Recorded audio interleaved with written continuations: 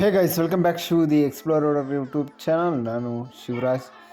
ಸ್ನೇಹಿತರೆ, ನಿಮ್ಮದೇನಾದರೂ S L C pass ಆಗಿದ್ದರೆ, ಎಸ್ ಎಲ್ ಸಿಯಲ್ಲಿ ಅತಿ ಹೆಚ್ಚು ಅಂಕಗಳನ್ನು ಗಳಿಸಿದರೆ ಭಾರತೀಯ ಅಂಚೆ ಇಲಾಖೆಯಿಂದ ಹಲವಾರು ರೀತಿಯ ಉದ್ಯೋಗ ಅವಕಾಶಗಳನ್ನು ಸೃಷ್ಟಿಸಲಾಗಿದೆ.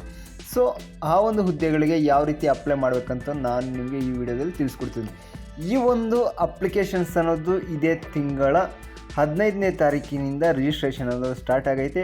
ಎಂಡ್ ಡೇಟ್ ಬಂದುಬಿಟ್ಟು ಅಂತಂದರೆ ಲಾಸ್ಟ್ ಡೇಟ್ ಫಾರ್ ಅಪ್ಲಿಕೇಶನ್ಸ್ ಬಂದುಬಿಟ್ಟು 8 ಆಗಸ್ಟ್ 2024 ಲಾಸ್ಟ್ ಆಗಿರ್ತಾರೆ. ಟೋಟಲ್ ಭಾರತದಾದ್ಯಂತ ವೇಕೆನ್ಸೀಸ್ ಇರೋದು 44,228. ಇದನ್ನು ನೀವು ಯಾವ ರೀತಿ ಅಪ್ಲೈ ಮಾಡಬೇಕಂದ್ರೆ ಆನ್ಲೈನ್ ಮುಖಾಂತರವಾಗಿ ಅರ್ಜಿ ಸಲ್ಲಿಸಬಹುದಾಗಿದೆ.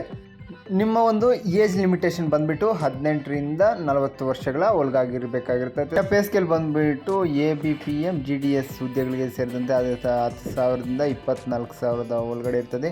ಇನ್ನು BPM ಬ್ರಾಂಚ್ ಪೋಸ್ಟ್ ಮಾಸ್ಟರ್ ಈ ಒಂದು ಹುದ್ದೆಗೆ 12,000ದಿಂದ 29,000 ಒಳಗಡೆ ನಿಮ್ಮ ಒಂದು ವೇತನ ಅನ್ನೋದು ನಿಗದಿಪಡಿಸಲಾಗಿದೆ. ಇನ್ನು ಕ್ವಾಲಿಫಿಕೇಷನ್ನು ನಾನು ಆವಾಗಲೇ ಹೇಳಿದ್ದೀನಿ, SLC ಅನ್ನೋದು ಕಂಪಲ್ಸರಿ ಆಗಿರಬೇಕು. ಇನ್ನು ನಿಮಗೆ ಮತ್ತೊಂದು ಡೌಟ್ ಅನ್ನೋದು ಈಗಾಗಲೇ ಕ್ರಿಯೇಟ್ ಆಗಿರಬಹುದು ಅಂತ ಅನಿಸುತ್ತೆ. ಅದೇನಂತಂದರೆ ನಮ್ಮ ಕರ್ನಾಟಕಕ್ಕೆ ಸಂಬಂಧಿಸಿದಂತೆ ಎಷ್ಟು ಪೋಸ್ಟ್ ಅನ್ನೋದು ಕಾಲ್ಫರ್ ಆಗೈತೆ, ಆ ಒಂದು ಯಾವ್ಯಾವ ಕ್ಯಾಟಗರಿಗೆ ಎಷ್ಟು ಅಂತೇಳಿ.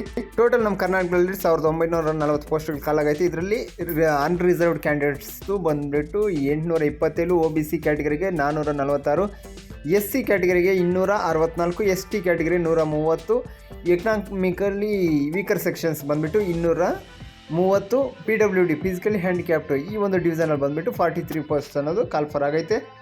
ನೀವು ಯಾವ ರೀತಿ ಅಪ್ಲಿಕೇಶನ್ ಹಾಕಬೇಕು ಅಂತಂದರೆ ನಾನು ಹೇಳ್ಕೊಡ್ತಿದ್ದೀನಿ. ಸೊ ಇಲಾಖೆ ವೆಬ್ಸೈಟ್ ಬಂದುಬಿಟ್ಟು www.npostgdsonline.gov.in ಈ ಒಂದು ವೆಬ್ಸೈಟ್ಗೆ ಭೇಟಿ ನೀಡಿ. ಇದು ಫಸ್ಟ್ ಸ್ಟೆಪ್ ಆಗಿರ್ತದೆ. ಸೊ ಸೆಕೆಂಡ್ ಸ್ಟೆಪ್ ಬಂದುಬಿಟ್ಟು ರಿಜಿಸ್ಟ್ರೇಷನ್ ಮಾಡ್ಕೋಬೇಕಾಗುತ್ತೆ. ಇದಕ್ಕೆ ನಿಮ್ಮ ಬಳಿ ನಿಮ್ಮದೇ ಆದಂತಹ ಒಂದು ಮೇಲ್ ID ಮತ್ತು ಮೊಬೈಲ್ ನಂಬರು ಇರಬೇಕಾಗ್ತದೆ. ಇದಕ್ಕೆ OTP ಅನ್ನೋದು ಹೋಗ್ತದೆ. ಆ ಒಂದು OTP ಎಂಟರ್ ಮಾಡಿದ್ದಾದಮೇಲೆ ರಿಜಿಸ್ಟ್ರೇಷನ್ ಸ್ಟೆಪ್ಸ್ ಅನ್ನೋದು ಫಾಲೋ ಅಪ್ ಮಾಡಬೇಕು.